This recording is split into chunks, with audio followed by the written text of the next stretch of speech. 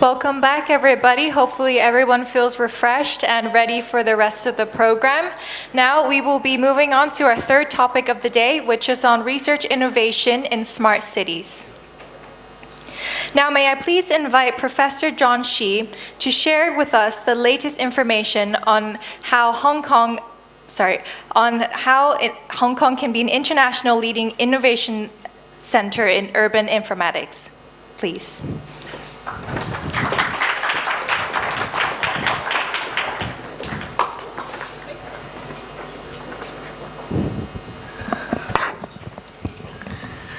Okay, good morning again. Hopefully, we still have as many people as here. Okay, so let me share with you the research and innovation in smart cities. I think that's a slight difference with previous speakers. I think we will see a little more focus, a wider range of smart city, and from colleagues and speakers emphasize particular topic, EV, and leading to smart mobility. So I think they complement to each other.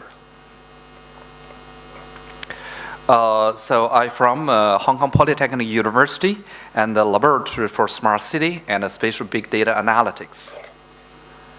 So that's where the outlines, urban problems, and 6 areas of smart city development and the latest innovation. First of all, let me share with you the urban problems. I think in Hong Kong, one of the big problems for us is house price. That's the data I downloaded last night from the William. This is the local property company. So you can see it goes. The price goes to very high to latest years and compared low area. So the average price is something like 17,000 Hong Kong dollar per square feet. That's the average. But actually price, if you buy property, is something like 20,000 square feet or more. So it's a very high, especially for young generation. So that's one of the problems we have, especially attract the talent from international to that city. Aging, we have a double aging. One is the aging population, another is aging house. So you will see Hong Kong is the champion in terms of expected age of people. A few years ago, there was a female as the leading, is a champion in the world, and the recent 2 years, and also for male. So that's a good thing with the quality of living being increased. We have a longer life, but on the other hand, that's leading the problems of the expenses for the government for this aging. So population pollution, both air pollution and light pollution, and also traffic congestion, as we mentioned. So solutions. I think it's difficult to fully solve that problem, but with technology, with the smart city development, whether it's possible to partially or release or relax the problem. So that's the issue. So let me go to the technology we're going to use for that. In our center lab of smart city, and also our department as land surveying and geoinformatics. So we are working on 3 key technologies. One is the image from satellite, image from drones, and image from even ground sensors. And our technology is to extract the objects from those images or pattern recognition from this. Actually, this is also one of the technology needed by the autonomous driving. And so you need to have an image in front of the car and take picture and see whether there's people or there's car in front of you. The key technology is the pattern recognition, recognize the cars, people in front of you. So the similar technology we're using here is to recognize things like a building or road from satellite image. Maps. I think we have people from Tesla, from companies, and another technology is the GI science, Geographic Information Systems. That's the system to handle maps. Actually, the backbone technology to support a Google Map is from that technology. So that's the second technology in our lab. The third one is navigation and positioning. So the satellite positioning based on GPS, or if you are in that region, or probably later on in the global, and the Beidou from China is another technology. So that's another technology also needed by autonomous vehicle or self-driving, because you need to know your car's location and also cars in front of you, what are locations. So satellite positioning is one of the technology. But in the city like Hong Kong, very high-rise building, congested building areas, just GPS or satellite positioning system does not work so well. So we also integrate with other sensors, even maps, to solve that problem, improve the accuracy of a car navigation or positioning. That's the third, the key technology. So in terms of autonomous driving, I think there are three key technologies. One is called a high-definition map. So you need the cars to recognize things from map. So that is one of the technology from our center. The second one is to recognize things and from images. So that's also one of the first technology. The third one is positioning, know the location of our cars and people. So that's the third technology. So our technology is relevant to the autonomous driving in the future. So this is a full range of technology from satellite, from aircraft, from drones, from terrain, and even to the underground and underwater. This is the full range of sensing technology in our lab or center. So that's our key technology. So smart cities will be one of the solutions to solving urban problems or partially solving urban problems. So this is a number of cities in the world, like Vienna, Toronto, Paris, Berlin, and different part of Stockholm. We have friends from Sweden. So that's the leading smart cities development. This city focuses on different part or different aspect of a smart city development, but aiming is the same, to improve the leading standards of the people in the city. So that's what we're doing with the smart city technology. And that's a different focus from the different cities. Of course, in Hong Kong, we also have a government to come with the smart city blueprint in line with the 6 areas of that smart city. And Hong Kong come with the guideline for smart city development. And in our lab, we do that from our technology development point of view, and I'll share some of those. Smart mobility, topic of today. So we do the logistic dynamics. That shows the location of those goods starting from one location and then to the other area. Those are the locations of goods from here to the different parts. So I think that's the technology to show the goods and the people starting from here and goes to other areas. So here. Okay. That's one doesn't work so well. Okay, I'll try my best. So the second one is the GNSS infrastructure for positioning and oh, thank you. It works well. Yeah. For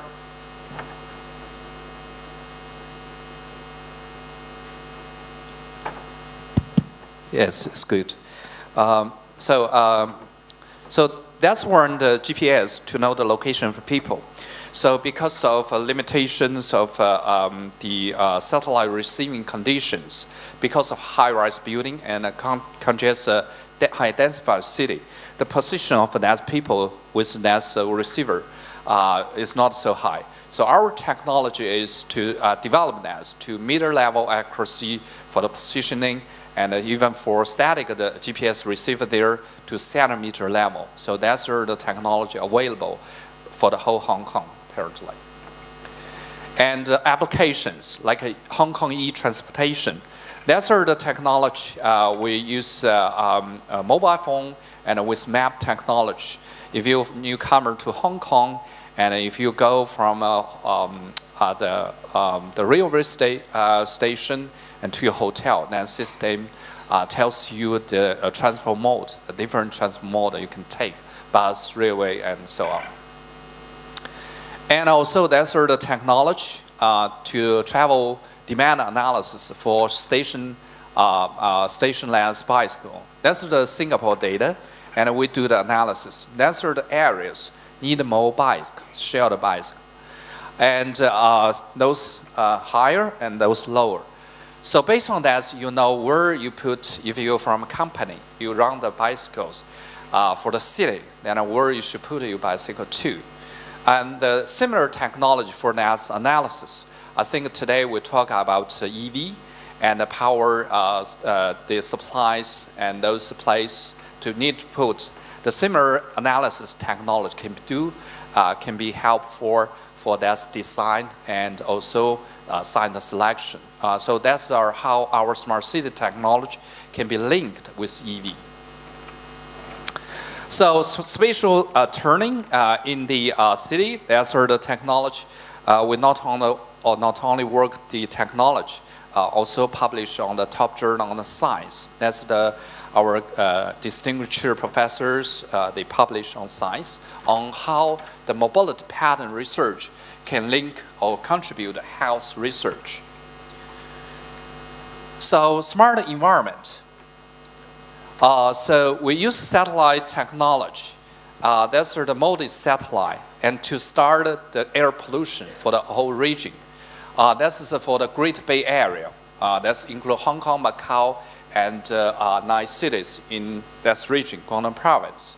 So based on that, you can see before you implement the EV and what's the pollution situation, and afterwards, and what's the situation. That can contribute to the policy study of includes that EV for the smart mobility. We also do that for smart environment, like that's urban heat island. Those areas with reddish one means higher temperature, and those buildings with lower temperature. So we can use that study to study the temperature of the cities. This is a urban heat island study. And these are the smart tree projects. So we use IoT, Internet of Things technology, to study the tree conditions, and through the cloud-based solution, and it goes to the mobile phone. So the general public can know whether those trees are in danger, and perhaps due to the typhoon, I should avoid to go to nearby location of those trees. Light pollution. That's the pollution for the Macau. Macau has a beautiful lights during the evening, but you probably don't know that's also called light pollution. And our research uses a 3-dimensional city model and also lighting models to study which level of light and can cause what level of pollution, light pollution. Because if you have a high light pollution, you cannot sleep well during the night. So based on that, the Macau government come with the regulations. No matter how rich your casino is, when you put that light box screens, you should limit it to the light pollution to a certain level. So another technology is use AI, artificial intelligence, and to understand the land use change of the city. That's based on the satellite image from different period 1 and 2, and we identified some a blue area is some land use change. Smart governance. I think we talk about smart city, and one of the technology can support the government to improve the operation efficiency is to come with the common data infrastructure and data model, and data between different governments can be well shared to each other, so the operation between the departments can be increased. So then that's the data, not only include the data for above ground and also underground, indoor and outdoor. So that serves the purpose of a whole range of smart city applications. So other smart city applications include mobility, environment, people living, can build on that space. We call the spatial data infrastructure. So this is the data. Then we also handle the big data. So our lab name is Smart City and Spatial Big Data Analytics. This is one of the projects in China with data about 260 million land cover parcels. So that's information needed to be processed and control the quality. And that's our research and do that's quality control and make that data being reliable. Smart living. I think for smart living, in Hong Kong, we mainly refer to the aging population and how to improve the living quality. So one of the study to study the spatial distribution pattern of the aging population in Hong Kong, and later on how the infrastructure and facilities, hospitals being arranged based on that. Smart people. In Hong Kong, smart people refer to educations. So in our department, we first come with the research, PhD research for urban informatics and a smart city. And perhaps in the next year, you will see our new master program, Urban Informatics and a Smart City. By the way, urban informatics is the key technology for supporting smart city development. Smart city is an application area for that technology. And I will also come with the Google, the MOOC program. So that is for free. People can use and log on that website and to learn by yourself. And we put a lot of efforts to deliver that MOOC program online. So you can learn the smart city technology and for free. So we support education, support research, and hopefully can help the smart city development with more manpower supply for the future. Smart economy. I think people in that city may be curious about our price of a house. And those reddish one means a high price in those apartments, and the green one lower. So our research is study how those house price relate to the transport conditions, mobility part, land use, and other factors. Of course, we cannot reduce house price, unfortunately.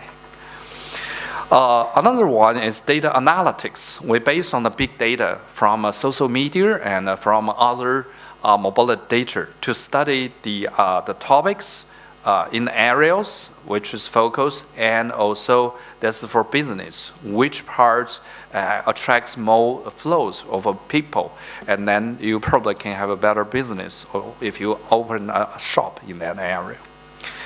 And latest technology innovation in our area, I will quickly, yeah. So one is a spatial data infrastructure. We developed that for whole Hong Kong areas. That's 3D, indoor, outdoor, and also include underground. So that's formed the 4 technology solution for building smart city on that infrastructure.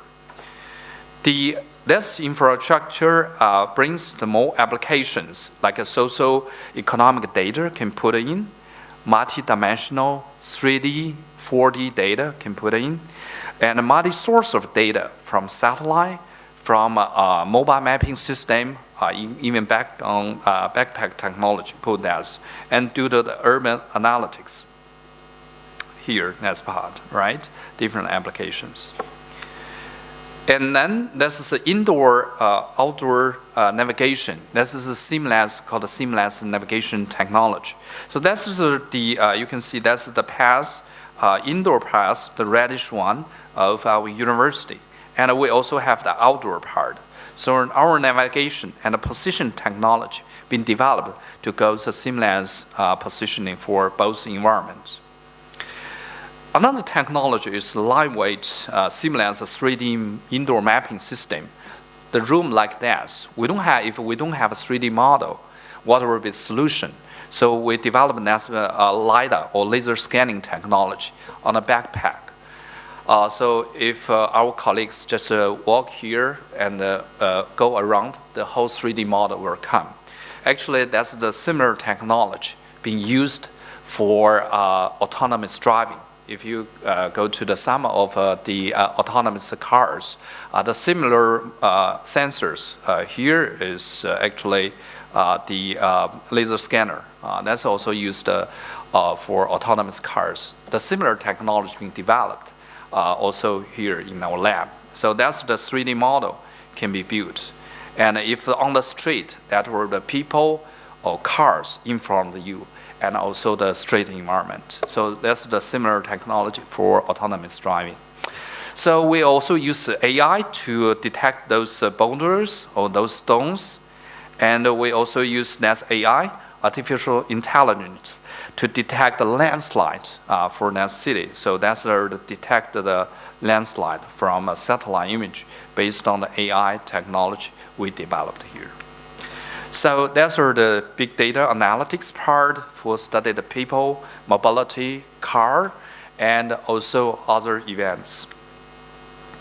So for more information, perhaps you can go to the website of our lab here, and hopefully we can support you in the smart city and the smart mobility development. With that, I conclude my presentation. Thank you.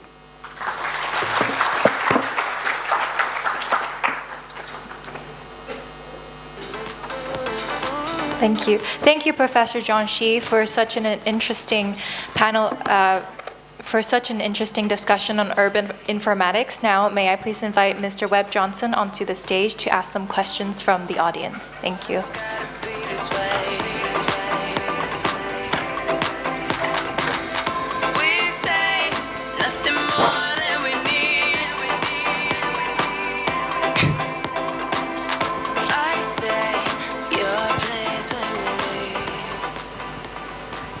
So thank you, Professor Shi. That was really interesting. So we have some questions from the audience. If my eyesight is that good enough. Let's start off with an easy one. So what are Poly University's research strengths for smart city development? I mean, what makes you stand out? Yes, I think in our university, particularly in our smart city lab, the technology here we own is one is the big data analytics. That's the mastered algorithm defined behind the data processing. Second is the sensing technology. Sensing means you do the people, sensing the people from either satellite or from the sensors on the ground, even cameras here.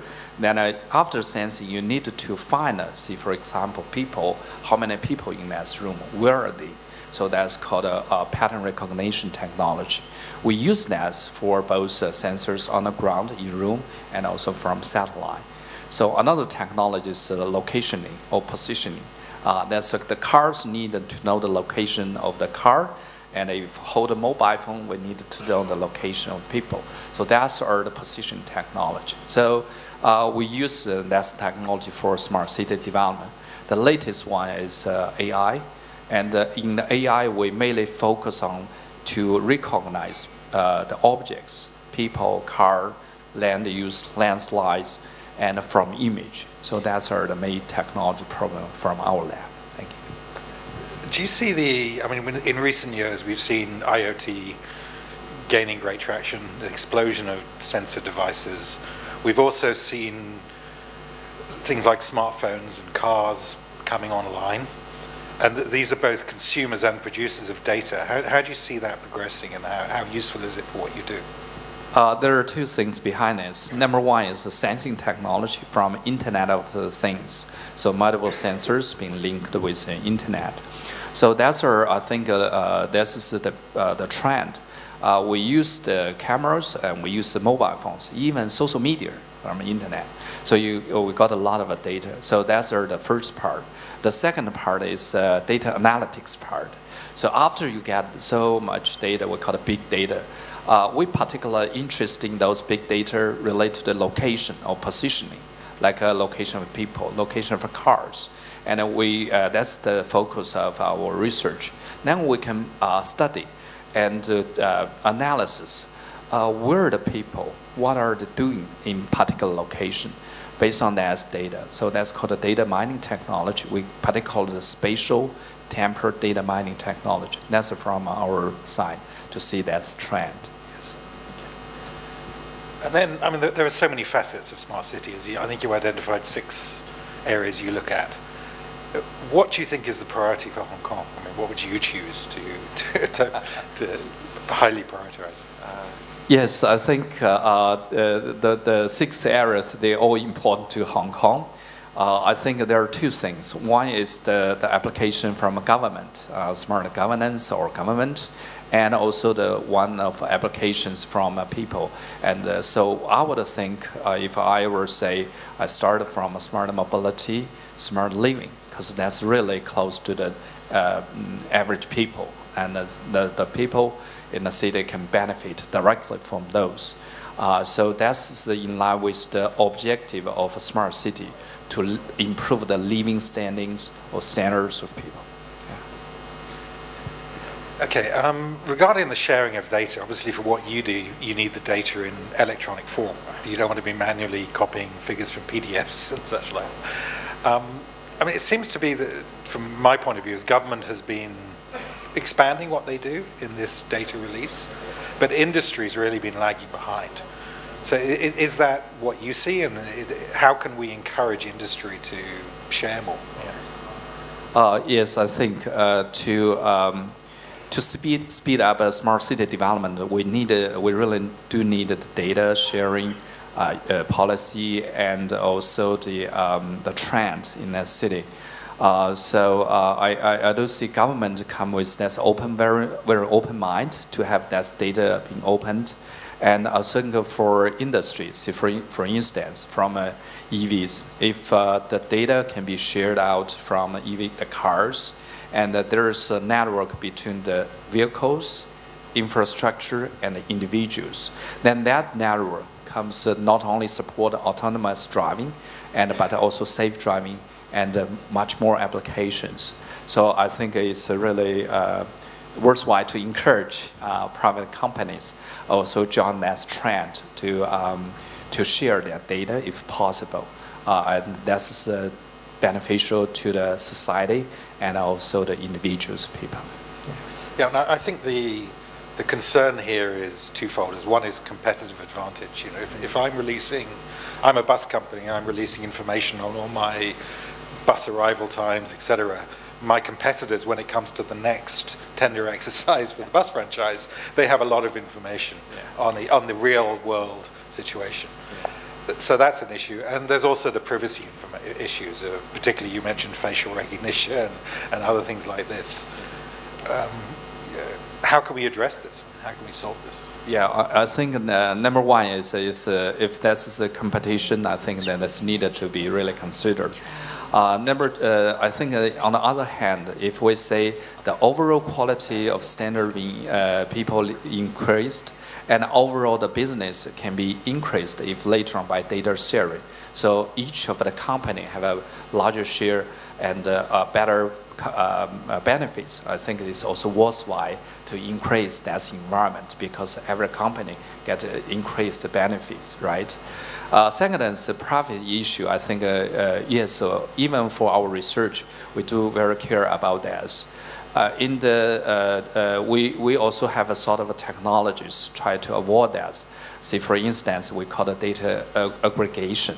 So if technologically, if we can recognize individual, but after the aggregate, then we see here, that group here have about 50 people, and that area is 100 people, but we don't tell who are the people, individuals there.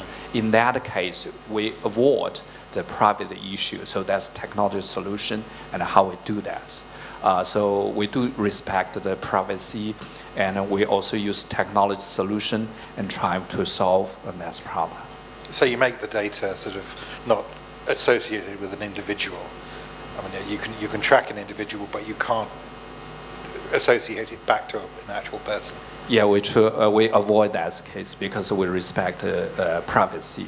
So when we use data, we do analytics. We use group of data, so it's called data aggregation. Then after that aggregation, you don't see the individual. Okay. You mentioned GPS or GNSS or the various systems around the world. And obviously Hong Kong's environment of high skyscrapers is not very conducive to that.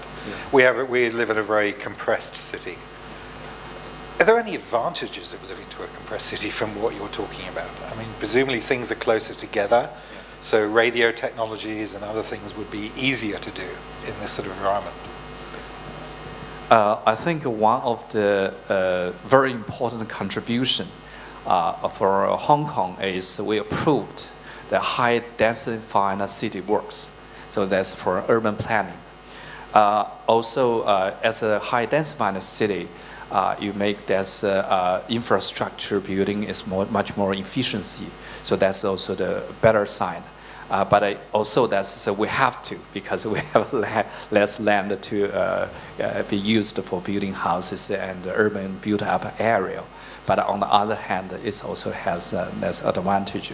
That's true because of high densified buildings, narrow street, that's cause problems for car or individual positioning based on satellite technology like a GNS, we call it global navigation systems.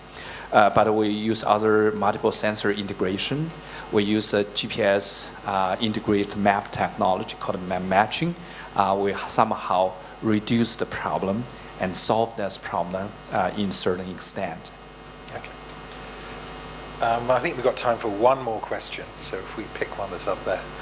I think that the last one's quite interesting, actually. How can academia work better with industry to get the research which you're doing out into the commercial world? How can we commercialize what you're doing best? Okay, this is also a trend of in the academic society. We call that knowledge transfer. So we not only publish paper, but we also evaluate whether your research being widely used in industry. That's very important. This is part of assessment. So we also very interesting to collaborate with industries, companies, and to transfer our technology from lab and to the real world, and to help the cities and the society, and to improve this problem-solving solutions. So this is also from our part, and we also welcome the joint research from industry and also university. And I think industry and companies have a real problem. See, for example, we have a Tesla. Tesla wants to do the autonomous driving, and they know the recognition issues, positioning issues, and also many other possible application problems. So they can raise this to us to some of the problems. We can join work together and to solve some of those problems. Also, we cannot solve all the problems, but some of those with our researcher strengths, I think can be helpful. That's wonderful. Thank you so much for coming and for sharing with us today. Thank you.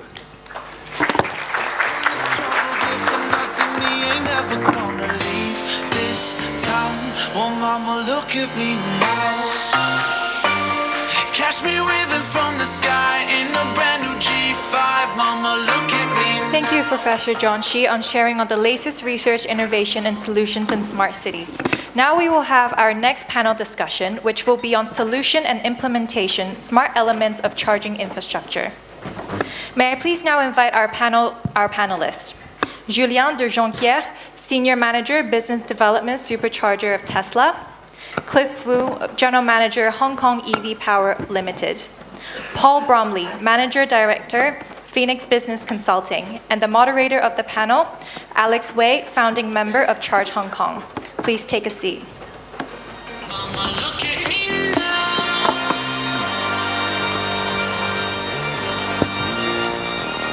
Mama, look at me now.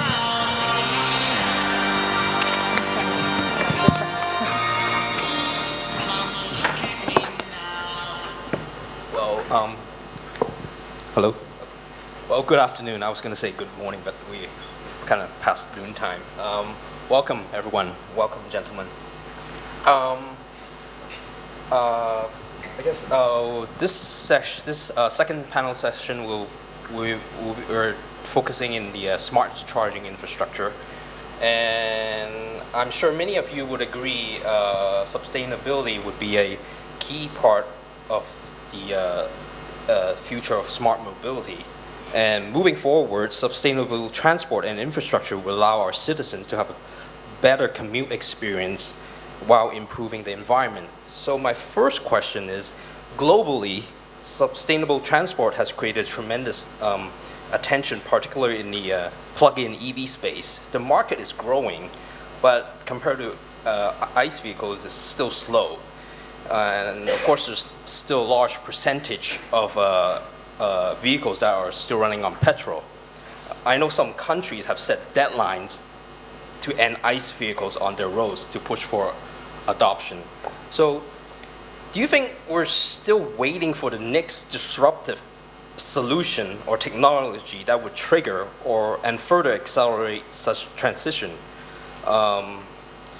Maybe I'll start with Cliff. I know you started your company in 2010, and you've been providing charging solutions and working with different manufacturers. So, do you have any comments on that? Okay, thank you, Alice. To us, I think there's a problem everywhere they are facing. Okay, no matter it's the Hong Kong or the America. Okay, today, okay, we have about 1.55% of the passenger car to be electrified. It is not a very bad numbers actually, but just like for some of our pilot projects, just like we have invested in some of the 20-something of the condominium for some subscription-based charging solutions. Okay, we make all those parking spaces already available for the home charging solutions, but the numbers do not grow rapidly as we expect. Okay, we conclude that there may be some problem, not only the technology, but maybe the price of the EV is now previously is much more expensive, which is not very easily to be affordable. And secondly, there may be the no much choice, okay, for the customer to choose. Okay, of course, a Tesla is a very good car, but other than Tesla, I don't have any other premium options. Okay, and also now there's some more economical models coming. Okay, we can see the growth already there. Okay, and also there's some more choice, of course, but we can see, okay, if all those the charging is available, okay, the price is affordable, or there's some more premium model they can choose. Okay, by their own favorite. Okay, what next? Okay, for some new, okay, for some maybe they drive traditional cars. Okay, the customer. They normally think, okay, maybe by the media, normally they think, okay, we need the fast charging. Yeah. Maybe Tesla, they have already doing too good for the supercharging stations previously. Okay, even sometimes we find some customer they can even install a home charging for a very convenient way to use the EV, but they choose not to do that. Okay, since they can still have the supercharging solutions. Okay, but I don't think it's a sustainable way. in the long run. Okay, and I think that the education, how to make those who haven't experienced how to use an EV, okay, they have to change their behavior to use maybe the home charging solution or destination charging solution. In Hong Kong, it is a very good place, okay, for using the EV. Okay, for daily travel for private users is actually less than 60 kilometers. For a 70 for a medium charging, just maybe 2 hours, they can already refuel what the energy they have spent daily. Okay, I think the next in the coming few years, okay, more education on how to best use of the EV and maybe an issue among not only the charging operators, but also the dealership. Okay, how to sell their EV and how to make those customer who know what's the best use of an EV, rather than just okay, complaining there's no charging. Okay, but also there's some more we can do. Yeah. Okay. Maybe Paul could add something to this. I know you're more focused in the commercial fleet sector, and you have your own consulting firm. So yes, yeah. To try and follow on, I mean, the original premise was, are there any sort of great technological leaps and bounds that are about to happen? Frankly, I think all the building blocks are already readily available within the marketplace that can provide, EV solutions. And I think very much, when you look at it globally, we've had the plug-in charge. We see slow overnight charging, and people have found the problems, the limitations with electric vehicles. And so I think we're almost ready for the second revolution, because at the moment everything has been achieved primarily through subsidy, and in some regards subsidy is the enemy of innovation. What we now need is facilitation, and it's not just about looking at a simplistic view of plugging in overnight to charge. It's looking, it's about the application of the various technological innovations that have occurred over the past few years that are now making things like batteries or charging less expensive than they were previously. So it now starts to become a commercial proposition to operate electric vehicles. Certainly the cost of operation of an electric vehicle is now less than a fossil-fueled vehicle. And then you have to start to look at capital costs. So how many batteries do I fit to a vehicle? So when we go back to my, you mentioned about commercial vehicles, if you wanted to make a double-deck bus for Hong Kong, for instance, you will end up putting $2 million worth of batteries on just so as it can run most of the day, not even all of the day. So that doesn't make it commercially viable. So we have to consider alternative strategies of how we're going to recharge, how we can get a quick buzz, every few hours in order to keep the vehicle going, and then we can reduce that capital cost of vehicles. And once you've reduced the capital cost, we've already got the operational costs are less, we reduce the capital costs, and if there is facilitation there to get the infrastructure to make that recharging, then we've got a commercially viable proposition that people will be keen to adopt. Okay. How about Julian? Your company actually, it's on both sides of the equation. You manufacture EVs and also provide charging facilities. So is there disruptive technology in the EV or? Well, I think we've got to look back and see how far we've come in the last 15 years. I think our company was founded in 2003, and back then an electric vehicle was really viewed as like a golf cart in many cases. I mean, there are enthusiasts who saw more than that, but it was, there wasn't much out there. And the company was founded very much with the idea of trying to prove electric vehicles were not only good but great and even better than internal combustion engine vehicles, And I think we've got to that point where that's been proven. If the price is the same, people actually will choose an electric vehicle. The Model S, which is our premium sedan, is the best seller in many markets in its price area. The Model 3, which has recently arrived, has been doing incredibly well. I think in March in the Netherlands, Norway, and Switzerland, it was the best-selling car. And I think in the US last year, we were the best-selling premium vehicle, double BMW 3 Series. So when the option's there, I think the disruption's already here. I don't think, next set we have our Model Y, which is a more affordable SUV, and of course the Tesla Semi, which is a truck, which is coming in. So there's a lot of different categories. And the exciting thing is, and this was one of the original aims, is all the other manufacturers are going to be doing the same thing over the next 5-10 years. And so, so those vehicles are coming. I mean, they're already coming, so it's exciting. From a charging point of view, we got into charging because we saw it as an incredibly important point in the experience of an electric vehicle owner. And if it wasn't done right, people wouldn't adopt electric vehicles. So that's why we're in that space. And we've invested a lot of money in our network, and people love using it, and we're going to continue to invest and expand our network and develop. And the technology is developing. I mean, we have recently released our supercharger version 3, which charges at 1,000 miles per hour. And that technology will continue to develop. I personally think the technology where we have now for charging is good and good for customer experience. It will continue to develop, but it's good for customer experience, and it will continue to be. So I don't think there have to be huge leaps in the area of disruption to see what's going to come over the next 10 years. Okay.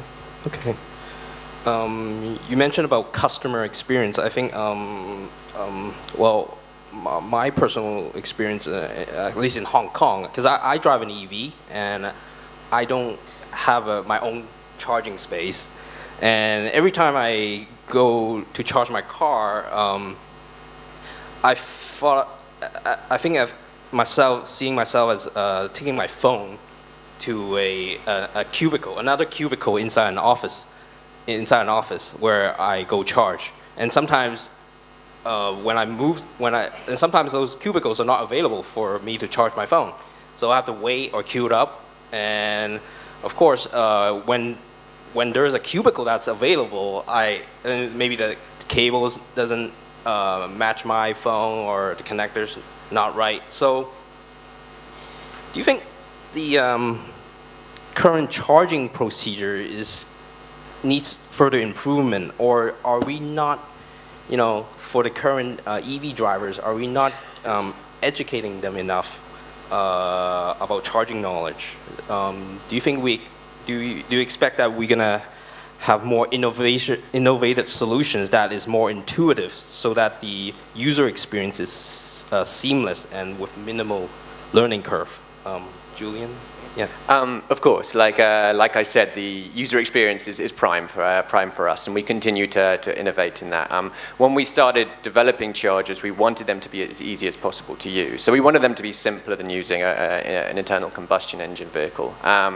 And so that's why if you look at our supercharger or our wall connector, really it's a pull-up, plug-in, walk-off kind of use. You don't have to really press any buttons. You don't have to activate anything.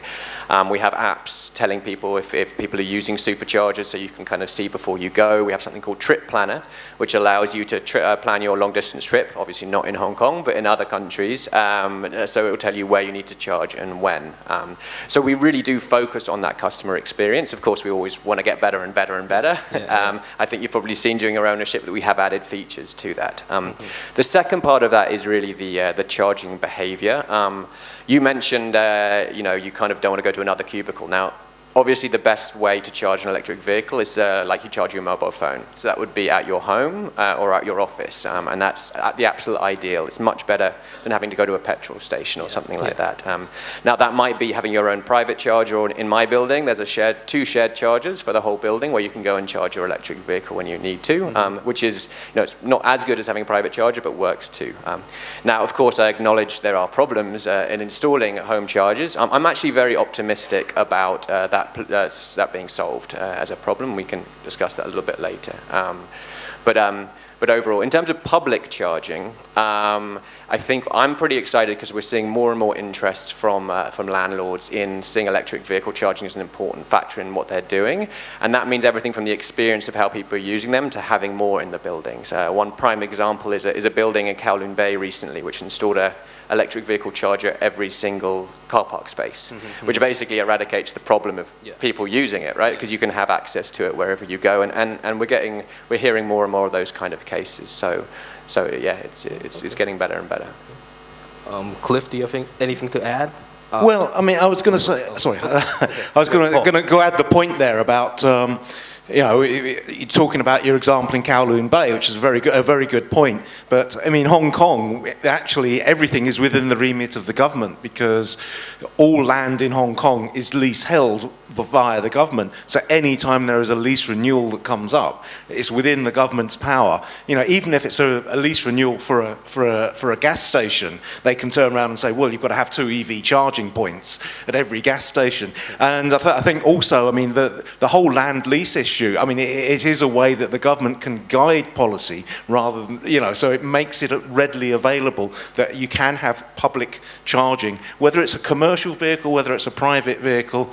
I mean, I don't know if you know the example in Shenzhen. They've got, you know, they have multiple stations all around the city where you can charge buses or you can charge a car.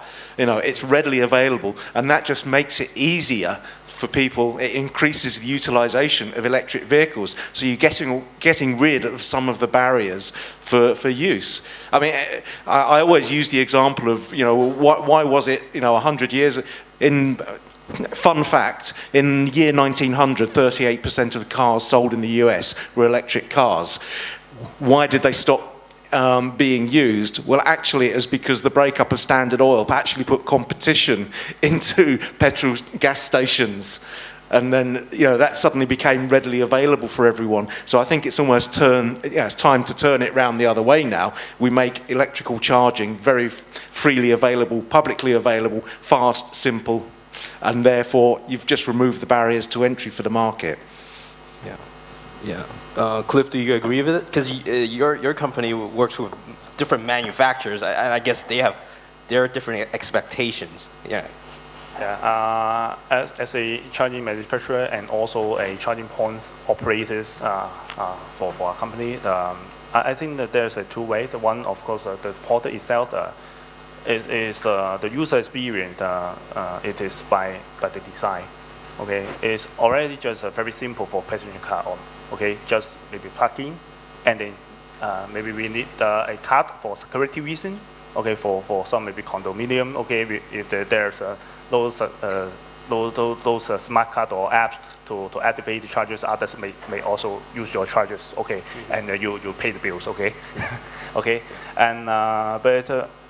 We also, for our service, okay, we also help those new users, okay. They are not very familiar with, okay, all those maybe standard or what was the charging package, okay. We will help them the face-to-face training, okay. And also, I think that there's some more the installer they can do rather than just doing the installations, okay. They can also provide some maybe some tips, okay, for them to take care of something like checking or maintenance, which can be very simple. They can do by their own to maintain their own charging point when they suffer some problems. Okay, okay. Of course, if there's some electrical problems, okay, they have to find some specialists, okay, to do that. For the operation unit, okay, we are doing, okay. We normally, okay, using the charger is just the same, okay, but there are far more different type of the charging, okay, with different standard, okay, just like fast charging, okay, in Hong Kong, they're normally with the Tesla standard, okay, HDMI and also CCS, okay, there are some difference. Normally, the user, they don't know, okay, but it's good by design, okay, you can only plug the respective connector to your car. But how to make the users more convenient to use those public charging service is, okay, we have to integrate maybe to make those charging status, the occupancy of the charging station to be more transparent. Okay, they can more easily to access the real-time status. Okay, they know where is the suitable charging station is, and maybe there's a navigation tools to guide them to there. Okay, I think all those is not a very difficult technology we can consider, but if every operators, okay, we can join together maybe to share the information among each others. I think it's also a good idea what we can do. Of course, government now, they also collecting those public charging station information, but okay, today is just on Excel file and no real-time status. I think there are something we can consider in the industry to think about. Okay, maybe just different operator, we can share the information by API to make the user experience more convenience to the customers. Okay. I think Tesla can also share maybe those supercharging station status. Okay, so the user may use of just one app. Okay, they can search the charges. Okay, the most convenient, the closest available charges is the way we can do. Okay. It's often that on the consumer side would take the first leap in trying out new technology, and because they have less risk. But as a business owner, deploying new technology sometimes is a gamble, and it's with a higher financial risk. Maybe I direct this to Paul. With your background focusing in commercial vehicles and fleets, do you see much momentum in transitioning to sustainable fleets, or companies are still of a more wait-and-see stage where they want to learn how the technology plays out, or even the private sector, how the private vehicle sector, how the technology rolls out before the commercial side will transition? I'll take it from a commercial vehicles perspective, Alex. But for instance, the major bus operators in Hong Kong are privately listed companies, so they have a duty to their shareholders. So of course they're going to be risk averse. They don't want to suddenly go out on a limb, go on a project that's going to cost them a fortune, reduce the shareholder dividend. So that's the same whether you're the bus companies or whether you're a commercial transport operator in Hong Kong. That's always going to be the case. Now, yes, so sort of partially an answer, yes, they are playing a bit of a wait and see game at the moment.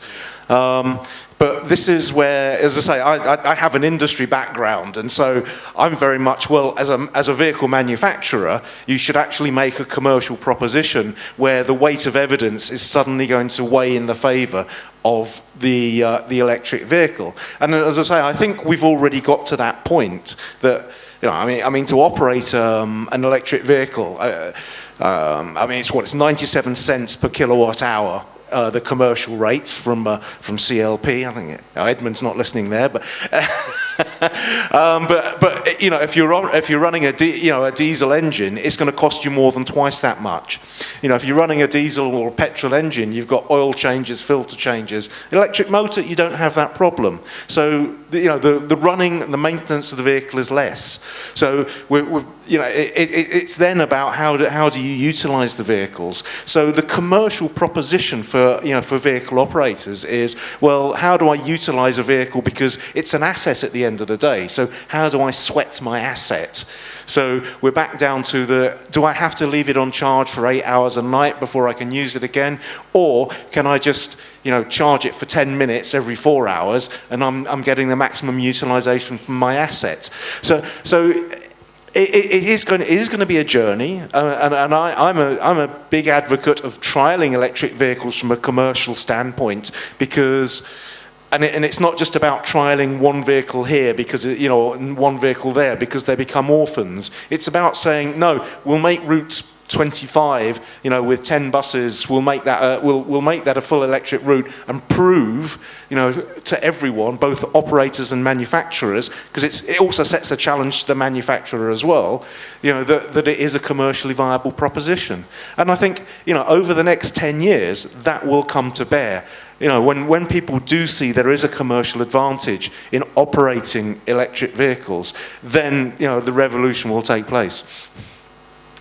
I hear you mentioned about asset. Do you see that business working together, such as bus companies or fleet operators, or even charging operators, sharing solution or data to reduce their capital costs? Well, part of the problem is I mentioned, from a commercial vehicle aspect that. A rapid charge infrastructure is potentially the way forward, the new strategy. Current technology, where we've got to today is, it says, if you've got Kowloon Bay Depot with 500 buses. If I plugged everyone in, I mean, apart from the fact I'd need a new substation to charge all the vehicles overnight, you know, it becomes a logistical nightmare in terms of cabling and the like. So the answer is you want a quick, simple, fast charging solutions. And that's not necessarily plug-in either. That's more solutions along the lines of, you know, overhead pantograph recharging or underfloor inductive charging. Now, and once you use either of those two types of solutions, then yes, it can be a shared infrastructure. You know, I can see a vision of, you know, inductive, underfloor inductive charging, which, you know, people, if you don't know what you're looking at, you wouldn't know it's there because it's invisible to the untrained eye. And that can be a shared. You can put it at any bus terminus. You can put it at any filling station, as it were.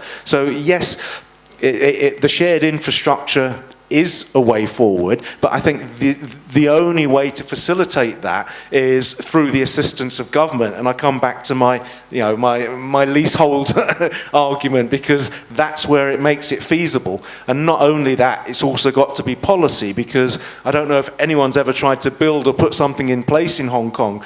And I've had this debate with people, with the private car owners, who say, well, I would buy an electric vehicle, but my building management put it in the too difficult category because I have to talk to the planning department, the highways department, the EMSD, all the different government agencies, which I know Mark touched on in the discussion earlier, all of the different government agencies. You know, they'll only agree once there is a strong government policy that's guiding them and directing them. Cliff, do you have anything to add? Because you're a charging provider. Do you think sharing data or sharing your infrastructure would, you know, accelerate the transition? Yeah, actually, looking back into the year 2015, okay, we have already helping those car importers to import those electric commercial vehicles, okay, as a technical advisors on the charging strategy. Before you talk about can we share the assets or whatever, first, okay, commercial vehicle is, unlike passenger cars, is far more difficult because a different type of the commercial vehicle, they have their own operation models. Okay, maybe some run on regular routes, some just maybe taxi, they run everywhere, and also the mileage, okay, they run every day, is too different. So. And also the charging technology, just like the pantograph or the plug-in or the high power charging or even the overnight depot charging, there are far more options. Okay, we have to consider. And you know, for commercial vehicles, normally in Hong Kong, imported from China. Okay, they follow the national standard. Okay, but our existing charging station normally for passenger car, they follow European standard. Okay, it's of course a hurdles, okay, for us to share, and also for the commercial vehicles, you may imagine, okay, they cannot easily park indoor, or even the size of the parking space, they're too different. Okay, no matter by the land lease or even some other issues. Okay, so when we consider to help all those maybe a particular customer to use EV for their business. Okay, we normally have to think about too many ways. Okay, to customize those charging strategy for them. How to build. Okay, not only the public charging service, but also maybe you can build by your own. Okay, and also we must have to consider to budget all those, including the operational benefits. Okay.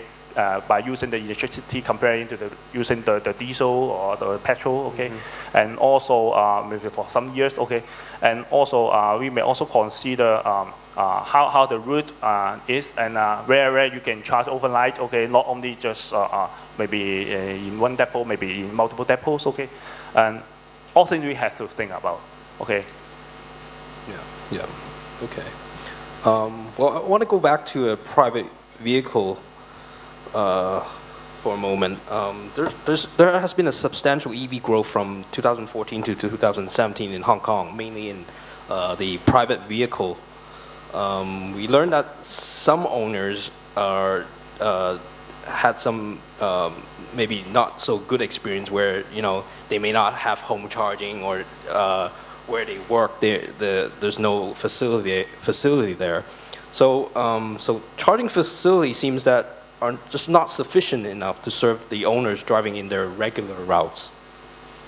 I know government has allocated budget to increase public charging points in Hong Kong, but is that enough? And would private charging or other smarter charging solution would be more ideal? Maybe Julian, do you have any? Sure, yeah. I mean, I think in terms of the vehicle numbers, we're about to see a spike again in vehicles going up over the next few years. Of course, lots of new models hitting the market, which is great. I think the Hong Kong government started very early at promoting electric vehicles, and really, put a lot of push behind it. And they invested a lot of money in terms of the infrastructure and everything. And one thing that actually gets overlooked quite a lot is they have this great incentive for new buildings. This is to do with land leases, actually. New buildings, when you if you install infrastructure, you get to build extra space in your building, and we're starting to see the fruition of that policy coming out. There's lots more buildings coming online now which have access to electric vehicle infrastructure for home charging, and that's been very exciting. Going back again, I think I actually do believe that home charging is the best thing for electric vehicles in Hong Kong, and I think the government also believes in that too. This investment they've made in public charging, I think, is fantastic, and it will give much more access for electric vehicle drivers. But in the end, the home charging thing is the thing that has to be solved in Hong Kong. And I know the government is doing lots of research around it, looking at other jurisdictions and what they're doing. I mean, the Netherlands, Sweden, there's lots of opportunities to learn from those. Really, something like apartment buildings in Hong Kong, the way it's going to get solved, it's kind of a three-prong affair. One is the technology being right, one is that the commercial situation is right, and one is the policy right. So from a policy perspective, it needs to be as easy as possible for someone to install without objections. From a commercial point of view, the business model for the customer and for the business, obviously, needs to be right as well, and the utility needs to be in there as well. And from a technological level, the technology needs to be there. Things like load sharing, both within a building and between buildings, things like dynamic charging, things like lowering installation cost, all incredibly important parts for that. And these are things that can happen. Hong Kong is a very pragmatic place, right? Mm-hmm. And I think a word that keeps coming up actually is collaboration, right? Collaboration between different stakeholders, different parties. All these things can be fixed with collaboration between different parties. And like I said earlier, I'm very optimistic that will happen. I think that will happen with technologies developed in Hong Kong, but also bringing in technologies where it's working elsewhere. We saw from some presentations that apartment buildings are not just a problem here, right? They're a problem everywhere. Those solutions are going to come, and the government, all commercial entities and technology need to all be lined up in the right direction for that. So. Cliff, do you have anything to add? Because you deal with public charging as well as private charging in certain cases, yeah. Yeah, actually, I think the government, they spend some money, a big money to install about 1,000 new medium charging points, in the public car parks. I think it's a good ad, better than nothing, But I think this is only one solution, but not all. They must have to think about more, like maybe if they think home charging is the best way to do, even our secretary, they talk about this, they must have to think about how to facilitate those condominiums, to make it possible maybe by policy, by financial assistance, not always subsidies, maybe loan or whatever, to further support the EV development in Hong Kong. We are not just maybe install some chargers for that particular users. We have to install the organized charging infrastructure, even in the condominium. How to make 100 charging points with limited power, no balancing, whatever. It is there's some common parts, common system we have to build. Of course, there may be some company who will invest on it, but of course there is too slow. And also we have to still have to find some successful business model since the investment is too huge. Okay, and normally the let's say the incorporation owners, they even we invest, they will reject. Okay, since they may think, oh, we will hurt, okay, the buildings. Yeah. Okay, so the government may have some facilitations to make us possible to invest, or if the investment owner, they would like to invest by their own, by their funding. Okay, they have their common funding. Okay, is there any possibility to make it more faster, or maybe make them the incentive like what the new development? Okay, the land developer, they can got the incentive from building the charging facilities. How about the existing one? If the incorporated owners, they do something similar, can they got some good things, or any financial aids that may also benefit to the whole condominium? Okay. We all say there are not all those tenants are a driver, or they have to spend for the common funding, but they don't own any car parks. Okay, why I have to pay? Okay, Yeah. and they face some difficulties. There's maybe some like maybe the government, they can help in this way. I think there's a more we can think of, and also for the public charging. Of course, maybe more charging points is one of the needs. Okay, for maybe overnight charging. Okay, but quick charging station are also very important. Okay, for us, okay, as operators, we have the technology, we have the system, we have of course we have the customer already. Okay, we have the membership base. Okay, but we are very difficult to find a land space to install those public charging stations, especially for those commercial vehicles. Normally they're outdoor. Okay, in the government land. Okay, not owned by anyone. Okay, we have to apply. Maybe it's very difficult today, or even if the rent, it's never be a business. I think. Okay, it's the price is too high. Okay, so for this one, I think the government can also consider, just like what the Switzerland or Netherlands they're doing. Okay, they can just tender. Okay, for maybe for some operators, they can invest. Okay, on their land. Okay, to running the public charging service. I think it's something the government can do in multiple ways, but not only just building more and more medium charging station only. We kind of ran out of time, but I would like to ask just one last question. I think so. Oh, okay. But just one more question. Maybe to Paul. With our mainland neighbor up north proving to the world that world mass electrification of transport is more than feasible. They have shown us in deploying full fleet of electric bus, and a majority of taxi have gone electric. What can we learn from them, if any, and can we mirror most of it to the Hong Kong environment? Yes, I'll try and be brief. But I come back to the point I made earlier about policy. For those that aren't aware, it was 2009 that the Chinese central government said, no, we want to go for an electric vehicle policy, and 13 cities were chosen to pilot that, one of which was Shenzhen. Now, the first step is they subsidize vehicles, and that's now been withdrawn because that actually was driving the market the wrong way, because effectively the money was just going straight to the manufacturers and not actually generating any product innovation. They're just trying to make products, just trying to make an electric vehicle product. There was no qualifying criteria. Some of the lessons that now we see in Shenzhen, they've got nearly 17,000 buses, a full 100% electric bus fleet, a 100% electric taxi fleet. Part of that has been facilitated by the city of Shenzhen itself, which has implemented over 500 charging stations around the city. So we come back to the ease of charging. So they've removed some of the barriers.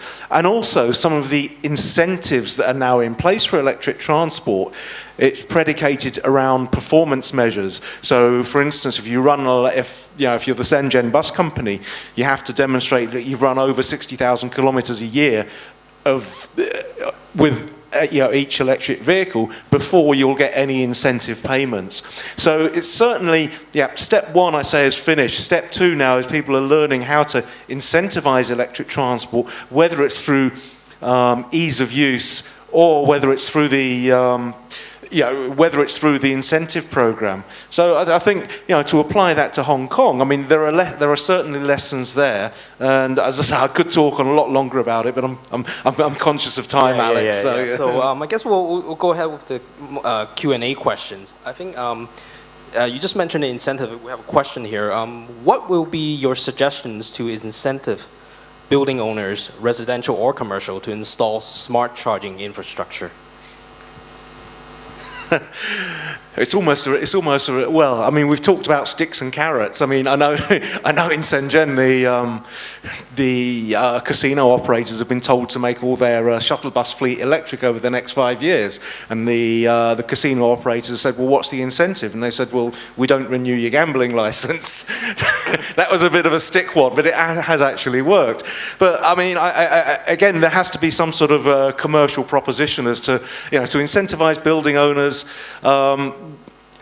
Whether they can share electricity, and we start to get into the deeper smart cities concept about sharing electricity rather than just saying, we're going to be pulling it down all the time. Because if I've got an electric car and I'm only driving it to work 20 kilometers there, 20 kilometers back a day, I still have capacitance there in my system.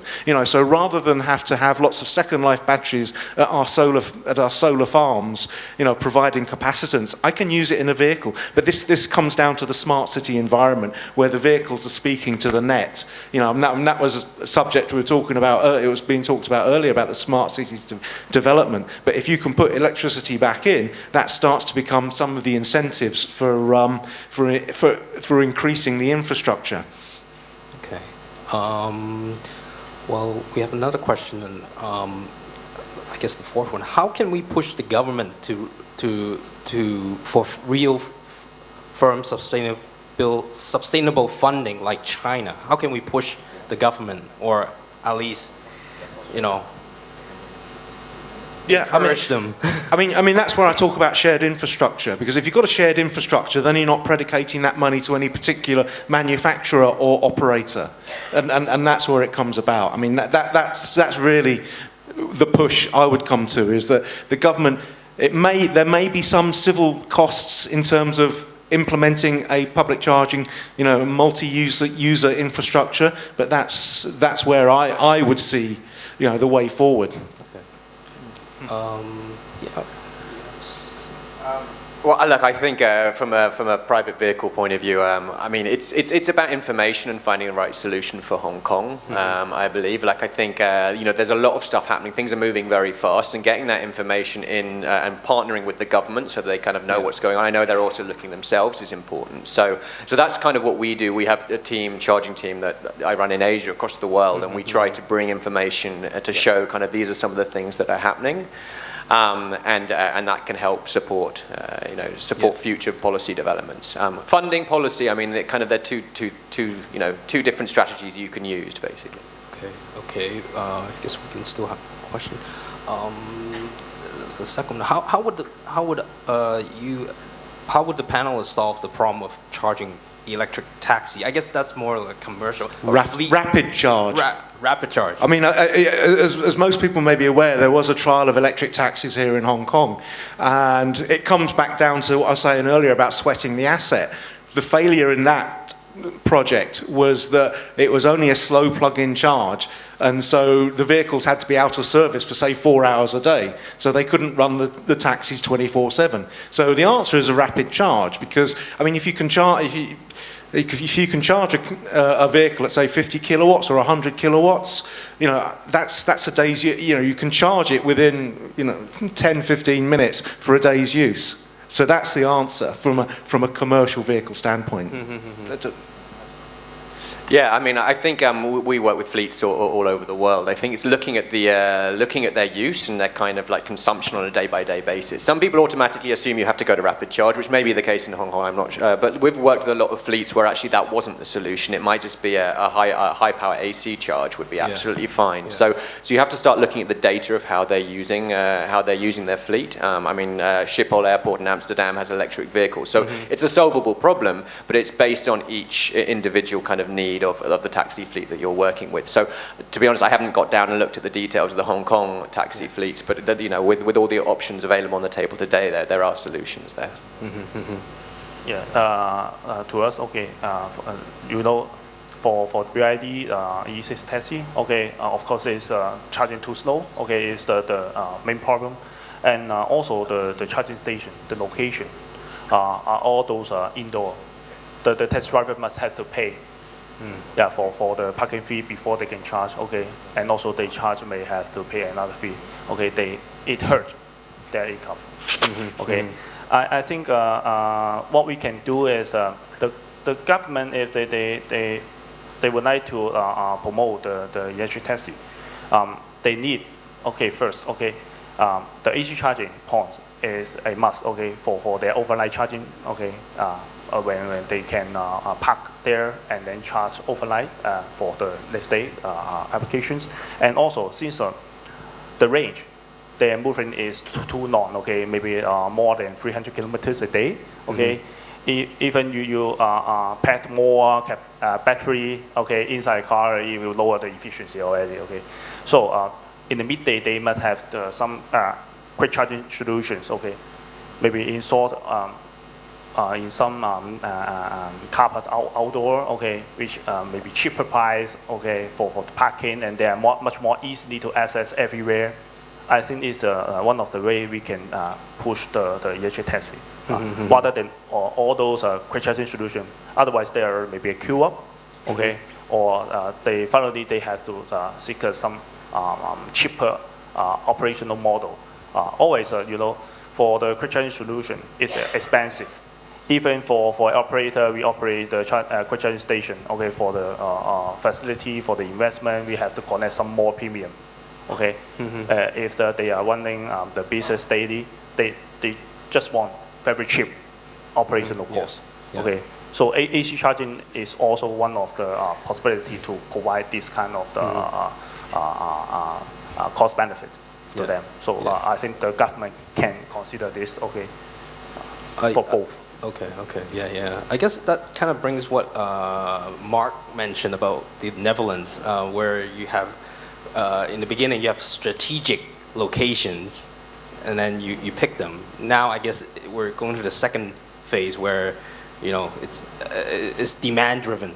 So we see where the demands are, and then we place the charging facilities. Yeah.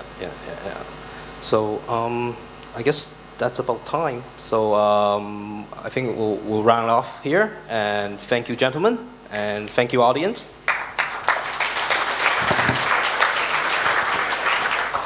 Thank you for the interesting panel discussion on smart charging infrastructure. A round of applause, ladies and gentlemen, for all of our insightful presentations and thoughtful discussions.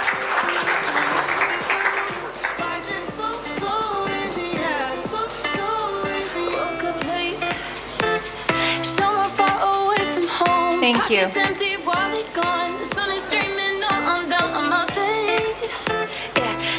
We hope that by providing a local platform with the topic of smart city and smart mobility, we can further explore technology and best practices for turning a smart plan into a reality. Although this conference is coming to an end, this only marks the beginning of a smarter future and a fossil-free society. Lunch is ready for everyone to enjoy, so please feel free to mingle around and network. And on your way out, please leave your name badges for us to recycle. Once again, thank you so much for everyone for your support, and we wish you a pleasant day. Thank you.